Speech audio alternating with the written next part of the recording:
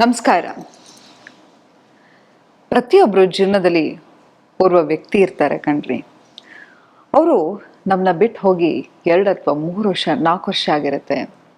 ನಾವು ನಾವು ಇನ್ನೊಂದು ಸಂಬಂಧಕ್ಕೂ ಹೋಗ್ಬಿಟ್ಟಿರ್ತೀವಿ. ಅವರೂ ಬೇರೆ ಸಂಬಂಧಕ್ಕೆ ಹೋಗಿರ್ತಾರೆ. ಆದರೂ ಇವತ್ತು ಕೂಡ ಆ ವ್ಯಕ್ತಿಯಿಂದ ಒಂದು ಕ್ಲೋಷರ್ ಅಥವಾ ಆ ವ್ಯಕ್ತಿ ಎಲ್ಲೋ ಒಂದು ಕಡೆ ನನ್ನ ಮಿಸ್ ಮಾಡ್ಕೋತಾ ಇದ್ದಾರಾ, ಒಂದು ಸತಿ ಆದರೂ ಅವ್ರು ಮಾಡಿದ ತಪ್ಪು ಅವರಿಗೆ ಅರಿವಾಗತ್ತಾ, ಆ ಕ್ಷಮೆಗೆ, ಆ ಕ್ಲೋಷರ್ಗಾಗಿ ಇವತ್ತು ನಾವು ಕಾಯ್ತಾ ಇರ್ತೀವಿ. ಇವತ್ತು ನನ್ನ ಜೀವನ ಎಲ್ಲವೂ ಚೆನ್ನಾಗಿದೆ, ನಾನೊಂದು ಸಂಬಂಧದಲ್ಲಿದ್ದೀನಿ, ನನಗೆ ಮಕ್ಕಳಿದ್ದಾರೆ, ಆದರೂ ಕೂಡ ನಂಗೆ ಯಾಕೆ ಪದೇ ಪದೇ ಆ ವ್ಯಕ್ತಿಯ ನೆನಪಾಗ್ತಾ ಇರುತ್ತೆ. ಈಗಲೂ ಕೂಡ ಅವ್ರ ಲೈಫಲ್ಲಿ ಏನಾಗ್ತಾ ಇದೆ ಅಂತ ತಿಳ್ಕೊಳ್ಳೋ ಕೆಟ್ಟು ಕುತೂಹಲ ನನಗಿದೆ. ಯಾಕೆ ಹೀಗಾಗ್ತಿರ್ಬೋದು ಅಂತ ಕೇಳಿದರೆ, ಇದಕ್ಕೆ ಸೈಕಾಲಜಿಯಲ್ಲಿ ಏನಂತ ಹೇಳ್ತಾರೆ ಅಂದರೆ ಲಿಂಬರೆನ್ಸ್ ಅಂತ ಹೇಳ್ತಾರೆ. ಏನಿದು ಅಂತ ಹೇಳಿದರೆ, ಏನೋ ಒಂದು ವ್ಯಕ್ತಿ ಬಂದಿರ್ತಾರೆ, ಹೋಗಿರ್ತಾರೆ, ಅವ್ರ ಜೊತೆ ತುಂಬ ಚೆನ್ನಾಗಿ ನಾವು ಸಮಯವನ್ನು ಕಳೆದಿರ್ತೀವಿ, ಒಂದು ಒಳ್ಳೆಯ ಸಂಬಂಧವನ್ನು ಇಟ್ಕೊಂಡಿರ್ತೀವಿ, ಇಡೀ ಜೀವನ ಅವ್ರ ಜೊತೆ ಕಳಿಬೇಕು ಅಂತ ಇರ್ತೀವಿ. ಆದರೆ ನಿಮ್ಗೊಂದು ವಿಷಯ ಗೊತ್ತಾ, ನಮ್ಮ ಬ್ರೈನಿಗೆ ಯಾವುದು ಅನ್ಫಿನಿಶ್ಡ್ ಬಿಸ್ನೆಸ್ ಇರುತ್ತೋ ಅದು ಯಾವುದನ್ನು ಮರೆಯೋಕ್ಕೆ ಸಾಧ್ಯ ಇಲ್ಲ. ಎಕ್ಸಾಂಪಲ್, ನೀವು ಒಂದು ಹೋಟೆಲ್ಗೆ ಹೋಗಿ ನೋಡಿ, ನೀವೇನು ಆರ್ಡರ್ ಕೊಟ್ಟಿದ್ದೀರಾ ಅನ್ನೋದಕ್ಕೂ ವೇಟರ್ಗೆ ತುಂಬ ಕ್ಲೀನಾಗಿ ನೆನಪಿರುತ್ತೆ. ನೀವು ಆ ಆರ್ಡರ್ ಕೊಟ್ಟಾದಮೇಲೆ ಕೂಡ ಅವರನ್ನು ಕೇಳಿದಾಗ ಏನೇನು ಆರ್ಡ್ರ್ ಮಾಡಿದ್ರಿ ಅಂತ ಎಲ್ಲವೂ ನೆನಪಿರುತ್ತೆ. ಒಂದು ಸ್ವಲ್ಪ ಹೊತ್ತು ಬಿಟ್ಟು ಹೋಗಿ ಕೇಳಿದಾಗ ಅದು ಯಾವುದು ಕೂಡ ಅವರಿಗೆ ನೆನಪಿರಲ್ಲ. ಯಾಕೆ? ನಿಮಗೆ ಬಿಲ್ ಕೊಟ್ಟ ತಕ್ಷಣ ಅದೊಂದು ಫಿನಿಶ್ಡ್ ಬಿಸ್ನೆಸ್ ಅಂತ ಅವರ ಬ್ರೈನ್ ಕ್ಲೇಮ್ ಮಾಡ್ತಾ ಹೋಗುತ್ತೆ. ಹಾಗೆ ನಿಮಗೆ ಯಾವುದರಲ್ಲಿ ಕ್ಲಾರಿಟಿ ಇರಲ್ವೋ, ಯಾವುದು ಅಯ್ಯೋ ಇನ್ನೂ ಎಲ್ಲೋ ವಾಪಸ್ ಬರ್ತಾರೆ, ಇಡೀ ಜೀವನ ಕಾಯ್ತಾ ಇರ್ತೀವಿ. ಆದರೆ ನಿಮಗೊಂದು ವಿಷಯ ಗೊತ್ತಾ, ಯಾವ ವಿಷಯವನ್ನು ನಾವು ಪ್ರತಿ ಸತಿ ಕಂಟ್ರೋಲಲ್ಲಿ ಇಟ್ಕೊಳ್ಳೋಕ್ಕೆ ಪ್ರಯತ್ನ ಪಡ್ತಾ ಹೋಗ್ತೀವೋ ನಮ್ಮ ಮನಸ್ಸಿನ ನೆಮ್ಮದಿಯನ್ನು ಕಳ್ಕೊತಾ ಹೋಗ್ತೀವಿ. ಹಾಗಾಗಿ ಅಂಥ ಕೆಲಸವನ್ನು ಮಾಡೋಕ್ಕೆ ಹೋಗಬೇಡಿ. ನೋಡಿ, ಪ್ರಕೃತಿಯನ್ನೇ ನೋಡಿ. ಕಷ್ಟಪಟ್ಟು ಒಂದು ಹಕ್ಕಿ ಮೊಟ್ಟೆ ಹಾಕತ್ತೆ, ಆ ಮೊಟ್ಟೆ ಮರಿ ಆದ ನಂತರ ಅದಕ್ಕೆ ಆಹಾರ ಕೊಡುತ್ತೆ, ಲಾಲನೆ ಪಾಲನೆ ಎಲ್ಲವನ್ನೂ ಮಾಡುತ್ತೆ, ಅದನ್ನು ಪೋಷಿಸುತ್ತೆ. ನಂತರ ಅದಕ್ಕೆ ರೆಕ್ಕೆ ಬಂದ ನಂತರ ಅದು ಹಾರೋಗುತ್ತೆ. ಆದರೆ ಅಯ್ಯೋ ನನ್ನ ಮರಿ ಹಾರೋಯ್ತಲ್ಲ ಅಂತ ಹೇಳಿ ಅದು ಕೊರಗ್ತಾ ಕೂತ್ಕೊಳ್ಳಲ್ಲ, ಅದರ ಪಾಟಿಗೆ ಅದು ಕೆಲಸ ಮಾಡ್ತಾ ಹೋಗುತ್ತೆ.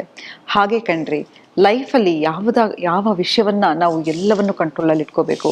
ಅಯ್ಯೋ ಅವ್ರು ನನ್ನ ಬಿಟ್ಟು ಹೋಗ್ಬಿಟ್ರಾ, ಅವ್ರು ನನ್ನ ಮರ್ತು ಹೋಗ್ಬಿಟ್ರಾ, ನಾನು ಒಂದು 6 ತಿಂಗಳ ಮುಂಚೆ, 1 ವರ್ಷದ ಮುಂಚೆ ಅವ್ರ ಲೈಫಲ್ಲಿ ನಾನು ಮೋಸ್ಟ್ ಇಂಪಾರ್ಟೆಂಟ್ ವ್ಯಕ್ತಿ ಆಗಿದೆ, ಇವತ್ತು ಅವ್ರಿಗೆ ನನ್ನ ನೆನಪೇ ಇಲ್ವಾ ಅಂತ ಕೇಳಿದರೆ ಖಂಡಿತವಾಗ್ಲೂ ಇದು ಪ್ರಕೃತಿಯ ನಿಯಮ.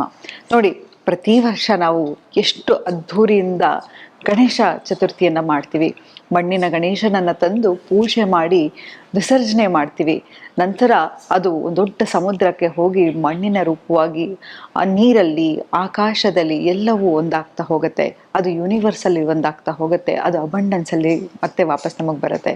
ಹಾಗೆ ನಾವು ಕೊಟ್ಟಿರ್ತಕ್ಕಂಥ ಪ್ರೀತಿ ಕೂಡ ಹೌದು. ಯಾವಾಗ ನೋಡಿ, ನಮ್ಮ ಸ್ಪಿರಿಚುಲಿಟಿ ಹೇಳಬೇಕಾದ್ರೆ ನಾವು ಅದನ್ನು ವೈರಾಗ್ಯ ಅಂತ ಹೇಳ್ತೀವಿ, ವಿಸರ್ಜನೆ ಅಂತ ಹೇಳ್ತೀವಿ. ಹಾಗೆ ನಮ್ಮ ಜೀವನದಲ್ಲೂ ಅಷ್ಟೇ ಕಣ್ರಿ, ಇದೆಲ್ಲವೂ ಕೂಡ ಒಂದು ಸೈಕಲ್ ಆಗಿರುತ್ತೆ. ಯಾರು ನಮ್ಮ ಜೀವನದಲ್ಲಿ ಎಷ್ಟು ದಿನ ಇರಬೇಕು ಅನ್ನೋದು ಒಂದು ಕಾರ್ಮಿಕ್ ಸೈಕಲ್ ಆಗಿರುತ್ತೆ. ನಾನು ಹುಟ್ಟುವಾಗಲೇ ನನ್ನ ಸಂಗಾತಿ ಯಾರು, ಅವರು ಎಷ್ಟು ದಿನ ನನ್ನ ಜೊತೆ ಇರಬೇಕು, ಎಲ್ಲವೂ ನಿಶ್ಚಿತ. ಎಷ್ಟೋ ಸತಿ ಅನ್ಕೋತೀವಿ, ನನ್ನ ಲೈಫಲ್ಲೇ ಹೀಗಾಗಬೇಕಾ, ನನ್ನ ಪ್ರೀತಿಯಲ್ಲಿ ಅಷ್ಟೊಂದು ಮೋಸ ಹೋಗ್ತಾ ಇದ್ದೀನಿ, ಅಷ್ಟೊಂದು ದುರಾದೃಷ್ಟವಂತನಾ ಅಥವಾ ಅಷ್ಟೊಂದು ದುರಾದೃಷ್ಟವಂತೇನಾ ಅಂತಂದರೆ ಖಂಡಿತ ಸುಳ್ಳು.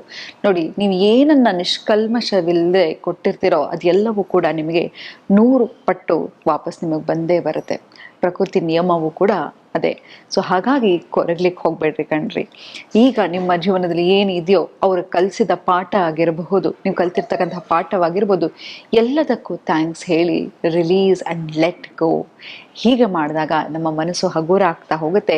ನಮ್ಮ ಜೀವನದಲ್ಲಿ ಚಿಕ್ಕ ಚಿಕ್ಕ ಸಂತೋಷವನ್ನು ನಾವು ಸೆಲೆಬ್ರೇಟ್ ಮಾಡ್ತಾ ಹೋಗ್ತೀವಿ. ಎಷ್ಟೋ ಸತಿ ನಾವು ತುಂಬ ಅಚ್ಚುಮೆಚ್ಚು ಅಂದ್ಕೊಂಡ ವ್ಯಕ್ತಿಗಳನ್ನು ಸಾವಿನ ಮೂಲಕ ಕಳ್ಕೊಂಡಿರ್ತೀವಿ. ಹಾಗಿದ್ರೆ ಅದು ಪ್ರಕೃತಿಯ ನಿಯಮ ಆದಮೇಲೆ ನಾವು ಪ್ರೀತಿಸಿದವ್ರನ್ನು ಕಳ್ಕೊಳ್ಳೋದು ಕೂಡ ಪ್ರಕೃತಿಯ ನಿಯಮ ಆಗಿರುತ್ತೆ.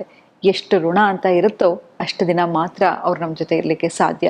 ಅದು ಬಿಟ್ಟು 1 ನಿಮಿಷ ಅಲ್ಲ, 1 ಸೆಕೆಂಡ್ ಕೂಡ ಅವ್ರು ನಮ್ಮ ಜೊತೆ ಇರೋಕ್ಕಾಗಲ್ಲ. ಇದನ್ನೇ ನಾವು ಕಾರ್ಮಿಕ್ ರಿಲೇಷನ್ಶಿಪ್ ಅಂತ ಹೇಳ್ತೀವಿ. ಯಾವಾಗ ಅವರನ್ನು ಮೀಟ್ ಮಾಡ್ತೀವೋ ಅವತ್ತೇ ಅವರ ಲಾಸ್ಟ್ ಮೀಟಿಂಗ್ ಕೂಡ ರೆಡಿಯಾಗಿರುತ್ತೆ. ಇದನ್ನು ನಾನು ಹಲವು ಸಂಚಿಕೆಯಲ್ಲಿ ಮಾಡಿದ್ದೀನಿ, ಲಾಸ್ಟ್ ಮೀಟಿಂಗ್ ಥಿಯರಿ ಅಂತ. ಎಷ್ಟೋ ಸತಿ ಒಂದೇ ಊರಲ್ಲಿರ್ತೀವಿ, ಒಂದೇ ಜಾಗದಲ್ಲಿ ಇರ್ತೀವಿ, ಆ ಜಗಳ ಅಥವಾ ಗಲಾಟೆ ಆದ ನಂತರ ನೋಡಬೇಕು ಅಂದರೂ ಕೂಡ ಅವರನ್ನು ನೋಡ್ಲಿಕ್ಕೆ ಆಗ್ತಾ ಇರಲ್ಲ. ಅದೇ ಈ ಲಾಸ್ಟ್ ಮೀಟಿಂಗ್ ಥಿಯರಿ. ಸೊ ಹಾಗಾಗಿ ಕೊರಗ್ಲಿಕ್ಕೆ ಹೋಗಬೇಡಿ, ನೋವು ಮಾಡ್ಕೊಳ್ಳೋಕೆ ಹೋಗಬೇಡಿ. Please relax, release and let go. ಯಾವಾಗ ನೀವು ಹಾಗೆ ಮಾಡ್ತೀರಾ, ನಿಮಗಿರ್ತಕ್ಕಂಥ ಯಾವಾಗ ಒಂದು ಸರೆಂಡರನ್ನು ಕೊಡ್ತೀರಾ ದೇವರಿಗೆ, ನಿಮಗೆ ಯಾವುದೋ ಒಂದು ರೀತಿಯಲ್ಲಿ ಒಂದು ಹೊಸ ಬ್ಲೆಸ್ಸಿಂಗ್ ಬರ್ತಾ ಹೋಗುತ್ತೆ ಅಂತ ಹೇಳ್ತಾ ಇವತ್ತಿನ ಸಂಚಿಕೆಯನ್ನು ನಾನು ಮುಕ್ತಾಯಗೊಳಿಸ್ತಿದ್ದೀನಿ. ಧನ್ಯವಾದಗಳು.